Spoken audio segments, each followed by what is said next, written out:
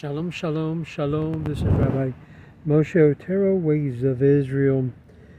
I've been watching a lot of the videos that many Christians have posted up. In particular, every time they speak about the Antichrist, they connect it to some leader in Israel, a religious leader, someone who is having a big following, like Yanuka or the Lubavitcher Rebbe, or any of these figures that automatically, in the Christian world, in the Christian mindset, if they have a big following and people are following them, all of a sudden they begin to declare those leaders or that particular leader, like Yanuka, as the Antichrist. And I think there needs to be some direct clarification that, in fact, any Christian, any pastor, any leader that begins to indicate and point that he is the Antichrist has a big problem theologically. And let me explain that in a very clear and open nutshell.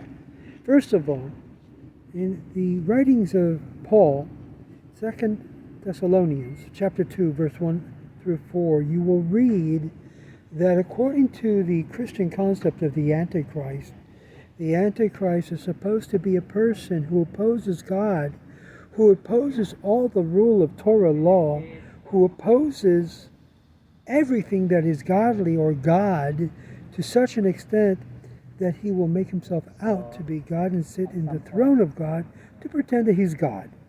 That, according to your Apostle Paul. So how can it be possible that a religious Jew, an observant Jew, a Jew who loves Torah, who loves God, who embraces the whole concept of Torah law and Torah lifestyle, be the Antichrist of Christianity? Well, those of you who know and have studied with me know clearly that according to the book of Daniel, this Antichrist figure that Christians embrace as an obsession to be able to prove he's coming, has already come.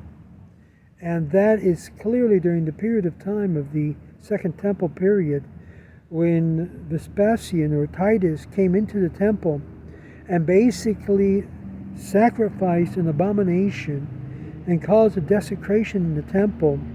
And as a result of that, he basically took a sword, as it were, and penetrated through the curtains of the holy temple, and blood spewed out. And he thought he had killed God, and therefore put an idolatry, an idol worship within the temple that was destroyed. And as a result, the cessation of the sacrificial system of the Jews were brought to an end, exactly as described in the book of Daniel.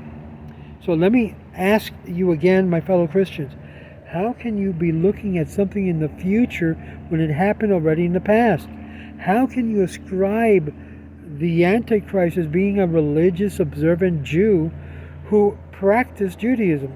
See, I understand the fear. The fear is that perhaps a religious Jew in today's generation that claims to be a descendant of David may arise and say, Ani HaMashiach, I am the Messiah.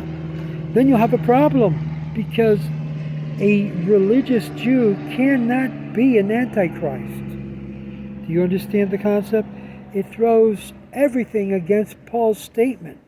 So if you want to make a religious Jew an Antichrist, you're going to have to take away the words of Paul, your apostle, the letters of Paul completely, and throw it in the trash. But as for us, a religious Jew will never fall at the level of your Antichrist, because obviously they're all involved in observing the Torah, observing the ways of the Lord, and keeping the commandments. So, unfortunately, my fellow Christians, a religious Jew cannot fit your description of your modern description of what an Antichrist is. Shalom, shalom. May God bless.